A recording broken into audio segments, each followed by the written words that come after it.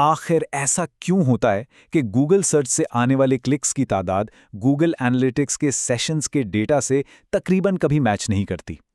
ये एक ऐसी पहेली है ना जो हर वेबसाइट ओनर और डेटा एनालिस्ट के दिमाग में घूमती है।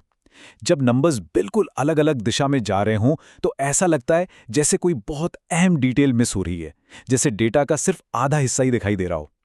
खैर, इस नए एक्सप्लेनर में यही सब क्लियर होने वाला है। आज हम मिलकर गूगल सर्च कंसोल की इन पेचीदगियों को बिल्कुल आसान ज़बान में डिकोड करेंगे। इस जायजे का मकसद ही ये है कि ये राज खोला जाए कि गूगल के पास किसी भी वेबसाइट की परफॉर्मेंस का जो डेटा मौजूद है, उसे दरअसल सही तरीके से पढ़ा और समझा कैसे जाता है। ये वाकई एक गेम चेंजर टूल है। आज का रोड मैप बिल्कुल सिंपल और स्ट्रेट फॉरवर्ड है। पहले GSSC और GF4 का फ़र्क समझेंगे, फिर सर्च कंसोल का सेटअप, उसके बाद परफॉर्मेंस रिपोर्ट, फिर साइट मैप्स और इंडेक्सिंग, और आखिर में कॉमन क्रॉल एरर्स को फिक्स करना सीखेंगे। तो बस शुरू करते हैं। Section 1 बामुकाबला GA4। चलिए सबसे बड़ी उलझन को यहीं पर दूर कर देते हैं। ये समझना बहुत ज़रूरी है कि आखिर इन दोनों प्लेटफॉर्म्स में से हर एक दरअसल किस चीज़ को मापता है। इस कॉन्सेप्ट को एक रियल वर्ल्ड मिसाल से देखते हैं।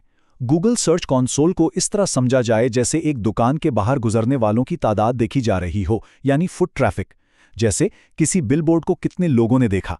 जबकि गूगल एनालिटिक्स 4 इस बात का पूरा हिसाब रखता है कि जब लोग दुकान के अंदर दाखिल हो जाते हैं तो वो आगे क्या करते हैं। मतलब GSC सिर्फ बाहर का नज़ारा पेश करता है और GF4 दुकान के अंदर की पूरी सरगर्मियों का मुकम्मल रिकॉर्ड है। तो यही वो स्ट्रक्चरल फ़र्क है जिसकी वजह से दोनों प्लेटफॉर्म्स का डेटा एक दूसरे से थोड़ा अलग होता है। मिसाल के तौर पर प्राइवेसी सेटिंग्स की वजह से GA4 में ट्रैकिंग ब्लॉक हो सकती है। इसके अलावा GSC strictly Pacific time use करता है, जबकि GA4 में डेटा ड्रिवन एट्रीब्यूशन होती है और GSC में सिर्फ लास्ट क्लिक को देखा जाता है। और हाँ, GA4 बॉट ट्रैफिक को डेटा से निकाल देता है, मगर GSC ऐसा नहीं करता। यही वजह है कि सर्च कंसोल में पार्किंग लॉट में आने वालों की तादाद एनालिटिक्स में अंदर मौजूद खरीदारों की गिनती से शायद ही कभी परफेक्टली मैच करे। अच्छा, अब आते हैं सेक्शन 2 पर, सेटिंग अप सर्च कंसोल। जब इन दोनों टूल्स का मकसद वाजे हो चुका है तो देखते हैं कि इस ज़बरदस्त प्लेटफॉर्म को किसी डोमेन के साथ प्रैक्टिकली मुंसलिक कैसे किया जाता है। सेटअप के दौरान मेनली 2 ऑप्शंस आते हैं। एक है डोमेन प्रॉपर्टी, जो मुकम्मल ओवरआर्चिंग कवरेज देती है, जिसमें तमाम सब डोमेन्स और HTTP या HTTPS वेरिएशंस ऑटोमैटिकली शामिल हो जाते हैं। दूसरा ऑप्शन URL प्रीफिक्स का है, जो सिर्फ एक स्पेसिफिक वर्जन या किसी मखसूस सबफोल्डर को ट्रैक करने के काम आता है, मिसाल के तौर पर सिर्फ एक ब्लॉक डायरेक्टरी। ज़्यादातर केसेस में पूरी पिक्चर देखने के लिए डोमेन प्रॉपर्टी ही बेस्ट रहती है। डोमेन प्रॉपर्टी की तस्दीक हमेशा DNS लेवल पर होती है। ये 5 सिंपल स्टेप्स हैं। रूट डोमेन एंटर करना, गूगल का TXT रिकॉर्ड कॉपी करना, अपना DNS प्रोवाइडर ओपन करना, वहां नया TXT रिकॉर्ड ऐड करना और आखिर में GSC में वेरीफाई क्लिक कर देना। असल में ये DNS रिकॉर्ड एक डिजिटल हैंडशेक की तरह काम करता है, जो गूगल को पुख्ता तौर पर साबित करता है कि इस डोमेन का असली मालिक दर हकीकत कौन है। Moving on, section 3 the performance report. जब ट्रैकिंग पूरी तरह एक्टिव हो जाए तो दुकान के बाहर आने वाले उस ट्रैफिक को मापने का वक्त आ जाता है और यहां परफॉर्मेंस रिपोर्ट काम आती है। ये शानदार रिपोर्ट 4 इंतहाई अहम मैट्रिक्स पर चलती है। इंप्रेशंस, यानी कितनी दफा वेबसाइट सर्च में नजर आई। क्लिक्स, यानी ऑर्गेनिक लिंक से असल में कितने विजिट्स आए। CTR, यानी क्लिक थ्रू रेट, मतलब कितने फीसद लोगों ने इंप्रेशन देखने के बाद वाकई क्लिक किया। और एवरेज पोजीशन, यही वो नंबर्स हैं जो क्लियर तस्वीर दिखाते हैं कि लोग इस डिजिटल दुकान के साथ सर्च रिजल्ट्स में इंटरैक्ट कैसे कर रहे हैं। अब इस टेबल पर जरा गौर किया जाए। ये क्लियरली बताता है कि रैंकिंग पोजीशन की अहमियत कितनी ज़्यादा है। पहले नंबर पर जो CTR है वो तकरीबन 40% है, लेकिन जैसे ही रैंकिंग पोजीशन 1 से गिरकर पोजीशन 2 पर आती है, ऑर्गेनिक क्लिक्स सीधा आधे रह जाते हैं, बिल्कुल हाफ, और फिर नीचे जाते जाते ये मजीद गिरते जाते हैं। ये नंबर्स ऑर्गेनिक सर्च में नंबर 1 स्पॉट की अहमियत को बिल्कुल शीशे की तरह साफ कर देते हैं। Section 4 site maps and page indexing. Top rankings तक पहुंचने के लिए गूगल को इस दुकान का एक मुकम्मल और क्लियर ब्लूप्रिंट चाहिए होता है, और यहां एंट्री होती है साइट मैप्स की। सो आखिर एक XML साइट मैप दरअसल होता क्या है? सिंपल अल्फाज में ये एक मैप फाइल है जो गूगल बॉट को बताती है कि कौन कौन से URLs मौजूद हैं, उन्हें कहां ढूंढना है और तेजी से इंडेक्स कैसे करना है। ये बिल्कुल एक फ्लोर प्लान की तरह है। अगर ये ना हो तो गूगल को खुद भटक कर रास्ता तलाश करना पड़ता, जिसमें डेफिनेटली बहुत से पेजेस मिस हो सकते थे। इस ब्लूप्रिंट को डायरेक्ट गूगल सर्च कंसोल में सबमिट करवाना वाकई एक स्मार्ट मूव है।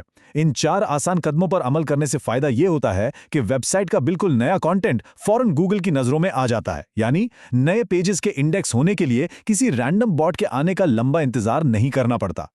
मगर एक छोटी सी कैच है यहाँ पर, 50,000। ये अदद बहुत अहम है क्योंकि एक सिंगल साइटमैप फाइल की स्ट्रिक्ट लिमिट यही 50,000 URLs या अनकम्प्रेस्ड फॉर्म में 50 मेगाबाइट्स होती है। अगर वेबसाइट का डेटा इससे बड़ा है तो फिर साइटमैप्स को अलग अलग हिस्सों में तकसीम करना लाजमी शर्त बन जाता है। आखिर में section 5, fixing common crawl errors. देखिए, कभी कभी एक परफेक्ट ब्लूप्रिंट फराहम करने के बावजूद गूगल को रुकावटों का सामना करना पड़ता है। उस वक्त फिर कुछ एडवांस ट्रबल शूटिंग की जरूरत पड़ती है।